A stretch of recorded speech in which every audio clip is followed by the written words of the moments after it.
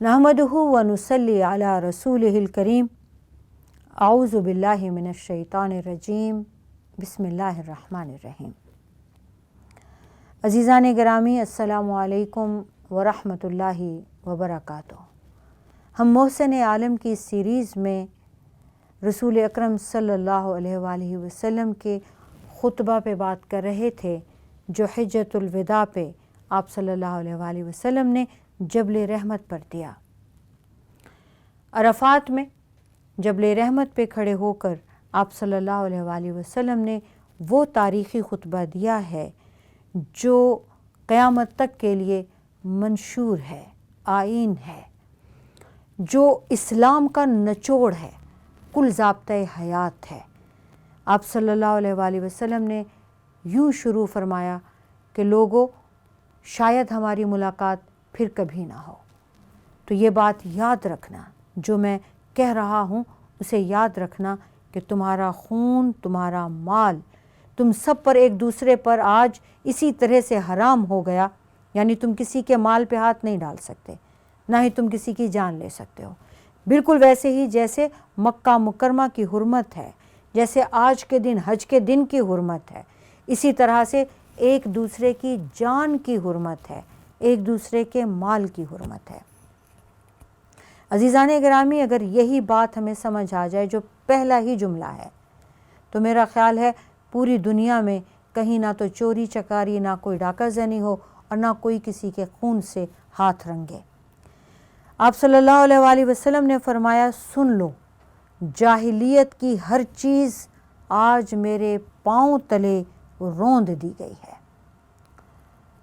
अब इस जुमले पे अगर आप ज़रा सा गौर फरमाएं तो जाहिलियत की हर चीज़ का क्या मतलब है। यानी हर वो चीज़, हर वो बुरी लत, हर वो बुरी आदत, हर वो बुरा रिवाज, हर वो बुरी रस्म जो अयाम जाहिलियत में ठीक थी, एक दूसरे का खून कर देना, एक दूसरे का माल छीन लेना, एक दूसरे की इस्मत दरी करना, ये सब कुछ राइज था। अब सब मेरे पाँव तले रौंद दिया गया, जाहिलियत के खून भी ख़त्म कर दिए गए। उस ज़माने में जब इनका आपस में झगड़ा होता था, अरबों का ही ये रिवाज था कि झगड़े की वजह भूल जाते थे। ये भूल जाते थे कि ये खून क्यों हुआ, ये झगड़ा क्यों शुरू हुआ। बस ये याद रहता था उस कबीले का फ़लाँ बंदा मारा गया था, नतीजे में उस कबीले के किसी भी बंदे को मार कर बदला लेना है। और 40-40 साल तक झगड़ा चलता था। और कभी कभी वजह ये होती थी, मेरे घोड़े ने पहले पानी पीना है, और दूसरा कहता मेरे ने पहले पानी पीना है, और यूँ दोनों अपने अपने कबीले को बुला लेते। बिल्कुल वैसे ही जैसे चश्मा मुरैसिया पे झगड़ा हुआ था। और आप सल्लल्लाहु अलैहि वसल्लम ने फरमाया, लोगों जाहिलियत के नारे मत लगाओ। तो ये जाहिलियत का, ये अल्लाह ताला के हबीब ने फरमाया कि मैं तमाम खून ख़त्म कर रहा हूँ। और हमारे खून में से पहला खून जिसका बदला मैं ख़त्म कर रहा हूँ वो रबिया बिन हारिस के बेटे का खून है। बनु हाशिम के एक शख्स हैं रबिया बिन हारिस, इनके बेटे का खून हुआ है। अब बनु हाशिम बदला लेंगे उन लोगों से जिन्होंने खून किया है। तो अब ये झगड़ा चल रहा है, तो फरमाया मैं ख़त्म कर रहा हूँ, हमें बदला नहीं चाहिए। अब इधर से, इस कबीले से जब कोई बदला लेगा ही नहीं, बात ख़त्म हो गई, तो झगड़ा ख़त्म हो गया। फिर अगला हुक्म आता है कि जाहिलियत का सूद ख़त्म कर दिया गया है। हमारे सूद में से पहला सूद जिसे मैं ख़त्म कर रहा हूँ वो अब्बास बिन अब्दुल मुत्तलिब का है। हज़रत अब्बास बिन अब्दुल मुत्तलिब सूद पर रकम दिया करते थे। फरमाया ख़त्म हो गया, आज के बाद जितने लोगों का सूद है और अब्बास बिन अब्दुल मुत्तलिब को उन्होंने देना है, अब ख़त्म हो गया, कोई नहीं देगा। औरतों के बारे में अल्लाह से डरते रहो, क्योंकि अल्लाह की अमानत के साथ तुमने इन्हें अपने लिए हलाल किया है, तुमने इन्हें लिया है। ये औरतें कौन हैं? ये बीवियां हैं। बीवियों के लिए, बीवियों के मामलात में अल्लाह से डरते रहो, ये अल्लाह की अमानत है और अल्लाह के नाम के साथ तुमने इन्हें अपने लिए लिया है और अल्लाह के कलमे के ज़रिए तुमने इन्हें अपने ऊपर हलाल किया है। इन पर तुम्हारा हक है, वो तुम्हारे बिस्तर पर کسی ایسے شخص کو نہ آنے دیں جو تمہیں گوارا نہیں، اور اگر وہ ایسا کریں تو تم ان پر سختی کر سکتے ہو، لیکن سخت نہیں مارنا۔ اور تم پر ان کا یہ حق ہے کہ تم انہیں عزت کے ساتھ کھلاؤ اور پہناؤ، اور میں تم میں ایسی چیز چھوڑے جا رہا ہوں کہ اگر تم نے اسے مضبوطی سے پکڑے رکھا تو اس کے بعد ہرگز ہرگز گمراہ نہیں ہوگے، اور وہ ہے اللہ کی کتاب۔ عزیزان گرامی، اب یہ احکامات پہ اگر آپ غور کریں تو اللہ تعالیٰ کے حبیب نے پہلے یہ نصیحت فرمائی کہ ان عورتوں کا خیال کرو، ان کے معاملے میں اللہ سے ڈرو، یہ اللہ کی امانت ہے، تم نے اللہ کا نام لے کے انہیں اپنے لیے حلال کیا ہے، یعنی تمہارے اس رشتے میں جس کو نکاح کہتے ہیں، نکاح کرتے وقت اللہ کا نام آیا تو یہ دو اجنبی ایک دوسرے کے لیے حلال ہو گئے۔ اب عورتوں کے لیے کہا کہ ان پر یہ فرض ہے کہ یہ اپنا بستر پامال نہ کریں، اور اگر یہ ایسا کرتی ہیں اور تم انہیں پکڑ لیتے ہو ایسا کرتے ہوئے تو تم انہیں سزا کے طور سے ان پر ہاتھ اٹھا سکتے ہو، لیکن دیکھو سخت نہ مارنا، یعنی ہاتھ بھی اٹھا سکتے ہو تو بھی یہ ایک سزا، ایک ڈراوا ہے، ان کو ان کی ہڈیاں توڑنا یا ان کو غیرت کے نام پہ قتل کرنا تمہارے لیے حلال نہیں ہو جاتا۔ اب یہاں یہ بھی طے ہو گیا کہ الفاظ ہی یہی بتا دیے تمہارا بستر پامال نہ کریں، تمہارے بستر پر کسی دوسرے کو ایسے کو نہ آنے دیں۔ اب یہاں پر عزیزان گرامی کسی چھوٹی چھوٹی بات پر ہاتھ اٹھانا یا یہ کہہ دینا کہ اللہ تعالیٰ نے ہاتھ اٹھانے کی اجازت دی ہے قرآن میں، تو اس میں بھی اللہ تعالیٰ نے یہی بات فرمائی، کیونکہ یہ پورے کا پورا خطبہ آپ صلی اللہ علیہ وآلہ وسلم کا قرآن کی تفسیر ہی ہے۔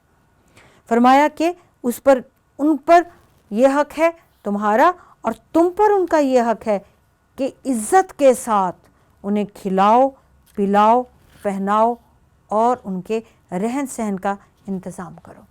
اور اس کے ساتھ یہ بھی طے ہو گیا کہ میں تمہارے بیچ جو چیز چھوڑ کے جا رہا ہوں اسے کبھی نہ چھوڑنا، اسے مضبوطی سے پکڑے رکھنا، اور وہ ہے اللہ کی کتاب۔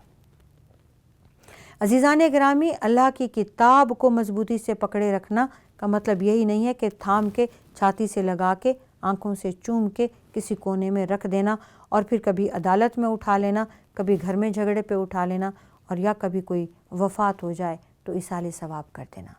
اس کا مطلب یہ ہے کہ تمہارے جینے میں بھی، تمہارے مرنے میں بھی، تمہاری زندگی کے ہر معاملے میں اس کتاب کو استعمال میں لانا ہے، اس کتاب کو ہی مضبوطی سے پکڑ کے اس کے مطابق چلنا ہے، زندگی میں بھی، قوانین میں بھی، معاملات میں بھی، معمولات میں بھی، اچھے میں بھی، برے میں بھی، اسی سے ہی تمہیں رہنمائی لینی ہے۔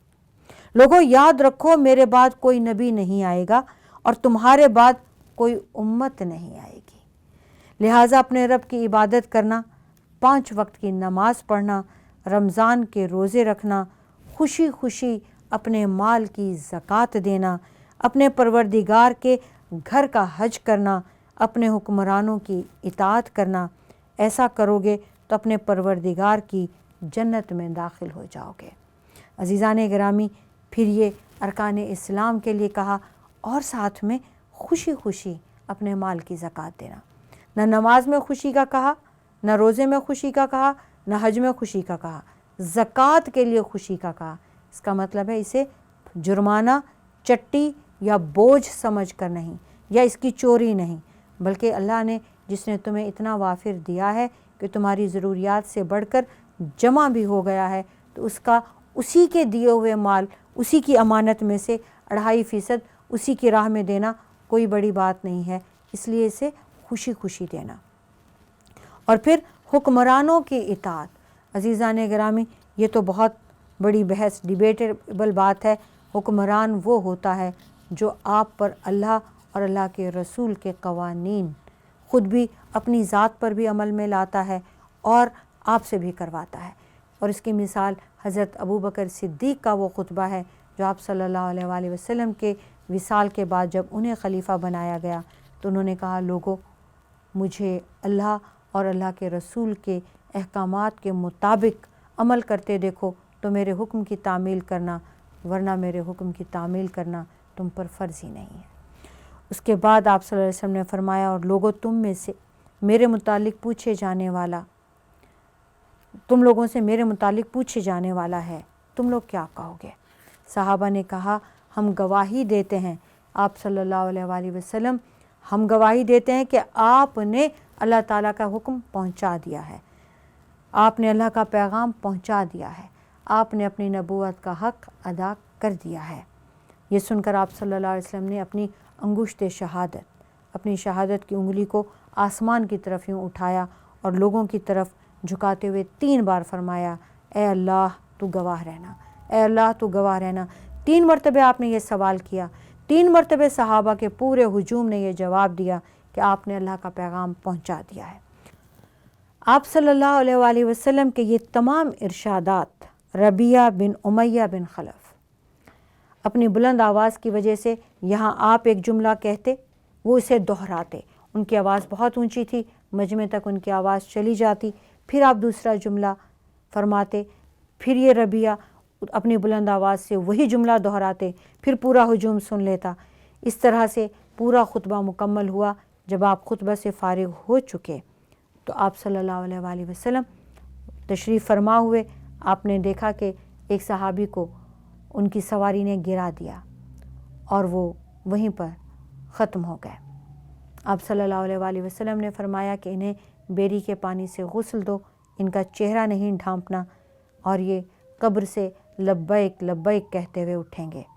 اس کے بعد آپ نے سکون اختیار فرمایا، ابھی آپ بیٹھے ہی تھے کہ آیت نازل ہو گئی، الیوم اکملت لکم دینکم واتممت علیکم نعمتی ورضیت لکم الاسلام دینا۔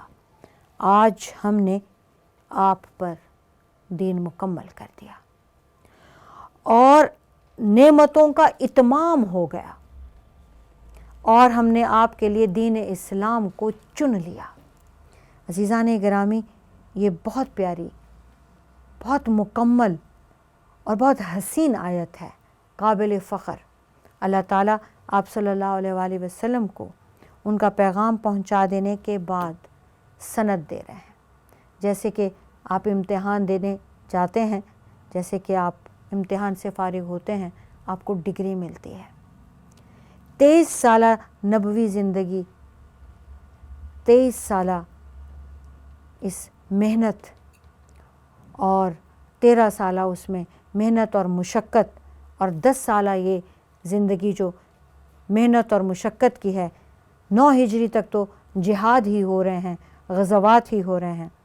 آپ صلی اللہ علیہ وآلہ وسلم کو اللہ تعالیٰ یہ ڈگری عطا فرما دیتے ہیں۔ آج آپ کو جس ڈیوٹی کے لیے بھیجا گیا تھا، آج وہ جو دین آپ کے لیے اللہ نے چنا تھا، دینوں میں بہترین دین اللہ نے جسے چن لیا اسے اسلام کہتے ہیں۔ اللہ تعالیٰ نے آپ کے لیے، اس امت کے لیے، قیامت تک کے لیے ایک دین چن لیا، پسند فرما لیا، وہ اسلام ہے۔ اللہ تعالیٰ نے آپ کے اوپر نعمتوں کا اتمام فرما دیا۔ نعمتیں، اس وقت سب سے بڑی نعمت جو اس وقت قرار دی گئی وہ دین اسلام ہے، ہر طرف اس کا پھیل جانا ہے۔ حج صرف مسلمانوں کے اس کا ہو رہا ہے، مناسک صرف اسلام کے ہو رہے ہیں، آس پاس بھی کوئی مشرک نہیں ہے، منافق نہیں ہے، نجس نہیں ہے، کوئی اور دین کا بندہ نہیں ہے، صرف مسلمان ہے۔ اللہ کے گھر میں بھی صرف مسلمانوں کا حج ہو رہا ہے، اللہ کے گھر کے اندر بھی کوئی بت نہیں ہے، یعنی کہیں پر بھی کوئی نجاست، کوئی ناپاکی نہیں ہے، نہ اندر نہ باہر۔ تو نعمتوں کا اتمام یہ ہے کہ آپ کا دین، اب آپ آزاد ہیں بے فکری سے، اللہ کے گھر میں ہوں، مکہ میں ہوں، مدینہ میں ہوں، دنیا میں کہیں پر بھی ہوں۔ اب اسلام ہر طرف مسلمانوں کے جہاں وہ چاہیں آزادی کے ساتھ سانس لیں اور اپنے اسلام پر عمل کریں۔ آج دین بھی، احکامات بھی عبادات کے ہوں، معاملات کے ہوں، اخلاقیات کے ہوں، ارکان اسلام ہوں، حقوق العباد ہوں، حقوق اللہ ہوں، سب مکمل ہو گئے۔ اب مزید کوئی حکم آنے کا ہی نہیں ہے، مکمل ہو گیا۔ یہ آخری آیت ہے۔ آپ صلی اللہ علیہ وآلہ وسلم نے جب صحابہ کو یہ بتائی تو جبل رحمت تکبیر کے نعرے سے گونج اٹھا کہ اللہ تعالیٰ نے ہمیں ڈگری دے دی، اللہ تعالیٰ نے مکمل کر دیا اپنا دین، اللہ تعالیٰ نے نعمتوں کا اتمام فرما دیا، اللہ تعالیٰ نے ہمارے دین کو پسند فرما کے چن کے امتیازی وصف عطا کر کے اللہ تعالیٰ نے اسے اونچا اٹھا دیا۔ حضرت ابوبکر صدیق رونے لگے تو لوگوں نے پوچھا کہ آپ کیوں رو رہے ہیں؟ حضرت ابوبکر صدیق نے جواب میں کہا، اس بات کے بعد ایسا لگتا ہے کہ رسول پاک صلی اللہ علیہ وآلہ وسلم ہمارے پاس مہمان ہوں گے۔ تو صحابہ نے کہا وہ آپ نے اندازہ کیسے لگایا؟ تو انہوں نے کہا ایسے کہ نبی کی ڈیوٹی پوری ہو گئی، اللہ تعالیٰ فرما رہے ہیں کہ وہ نعمتوں کا اتمام ہو گیا، دین مکمل ہو گیا، تو پھر نبی اکرم صلی اللہ علیہ وآلہ وسلم کی بھی سمجھ لیجئے ذمہ داری مکمل ہو گئی۔ آپ صلی اللہ علیہ وآلہ وسلم نے حضرت بلال کو حکم دیا کہ وہ اذان دیں، پھر اقامت کہی، آپ نے ظہر کی نماز پڑھائی، حضرت بلال نے اذان اور اقامت کہی، آپ نے عصر کی نماز پڑھائی، ان دونوں نمازوں کے درمیان اور کوئی نماز نہیں پڑھی۔ آپ صلی اللہ علیہ وسلم نے اس کے بعد مسلسل وقوف فرمایا، قبلہ رخ رہے یہاں تک کہ سورج ڈوبنے لگا، پھر آپ مزدلفہ تشریف لائے۔ مزدلفہ میں آپ نے مغرب اور عشاء کی نمازیں اکٹھا کیں، ایک اذان اور 2 اقامت کے ساتھ پڑھیں، اس کے بعد آپ لیٹ گئے، آپ نے آرام فرمایا اور طلوع فجر تک آپ لیٹے رہے۔ فجر اذان اور اقامت کے ساتھ پڑھنے کے بعد قبلہ رخ ہو کر آپ نے وقوف مزدلفہ فرمایا، اللہ تعالیٰ سے دعا کی، یہاں اتنی دیر تک ٹھہرے کہ خوب اجالا ہو گیا۔ پھر مینا کے لیے روانہ ہوئے، پھر آپ صلی اللہ علیہ وسلم نے جمرات کو کنکریاں ماریں، قربان گاہ تشریف لے گئے، اپنے دست مبارک سے 63 اونٹ ذبح کیے اور پھر حضرت علی کو سونپ دیا جنہوں نے 37 اونٹ ذبح کیے اور یہ ٹوٹل 100 اونٹ ہو گئے۔ آپ صلی اللہ علیہ وسلم نے 100 اونٹوں کی قربانی دی، جس میں سے 63 آپ نے خود ذبح فرمائے اور باقی حضرت علی کو اپنی جگہ پہ 37 اونٹ ذبح کرنے کا حکم دیا۔ پھر آپ کے حکم سے ان 100 اونٹوں میں سے ہر ایک کا ایک ٹکڑا ایک ہانڈی میں ڈال کر پکایا گیا، یعنی 100 اونٹوں میں سے ہر اونٹ کا ایک ٹکڑا، ایک بوٹی یا ایک سمجھ لیجئے کوئی سا بھی ٹکڑا لے کر ایک ہی ہانڈی میں 100 اونٹوں کی 100 بوٹیاں سمجھ لیں ڈال کر پکایا گیا۔ آپ صلی اللہ علیہ وآلہ وسلم نے اس کا شوربہ پیا اور گوشت میں سے بھی کچھ بوٹیاں تناول فرمائیں۔ پھر آپ نے طواف افادہ کیا، 3 روز مزید مینا میں قیام فرمایا، 13 ذی الحج کو آپ نے مینا سے کوچ فرمایا، بیت اللہ شریف آئے، طواف وداع فرمایا۔ یہ تمام مناسک سے فارغ ہو کر آپ نے سواری کا رخ مدینہ منورہ کی طرف کر لیا۔ ایام تشریق میں آپ صلی اللہ علیہ وآلہ وسلم پر سورہ نصر نازل ہوئی۔ اس وقت آپ کو سمجھ آ گیا کہ اب دنیا سے روانگی کا وقت آ گیا ہے، یہ دوسرے الفاظ میں بلاوے کی اطلاع ہے۔ شروع سفر میں 11 ہجری میں آپ صلی اللہ علیہ وآلہ وسلم احد تشریف لے گئے، وہاں آپ سیدنا حمزہ کی قبر پر آپ تشریف لے گئے اور آپ نے بہت دعا کی۔ آپ سیدنا حمزہ کو سید الشہداء فرماتے تھے اور باقاعدگی سے کبھی ہفتے میں 1 بار اور کبھی 2 بار ان کی قبر کی زیارت کے لیے جایا کرتے تھے۔ آپ ان کی قبر پہ گئے، آپ بہت دیر تک رکے رہے، آپ احد میں بہت دیر تک شہدائے احد کی قبروں پہ رکے رہے، سب کے لیے آپ نے خوب دعا فرمائی اور پھر مدینہ منورہ واپس آئے اور آ کر آپ نے مسجد نبوی کے ممبر پہ ایک خطبہ دیا۔ اس میں آپ نے لوگوں سے فرمایا کہ لوگو، میں تمہارا میر کارواں ہوں اور میں تم پر گواہ ہوں، میں اللہ کو گواہ کر کے کہتا ہوں کہ اس وقت میں حوض کوثر کو اپنی آنکھوں کے سامنے دیکھ رہا ہوں، مجھے زمین اور اس کے خزانوں کی کنجیاں عطا کر دی گئی ہیں۔ عزیزان گرامی، انشاءاللہ آپ صلی اللہ علیہ وآلہ وسلم کے اس خطبے کو یہیں سے انشاءاللہ تعالی اگلے پروگرام میں بتائیں گے۔ وآخر دعوانا الحمدللہ رب العالمین۔ السلام علیکم ورحمۃ اللہ وبرکاتہ۔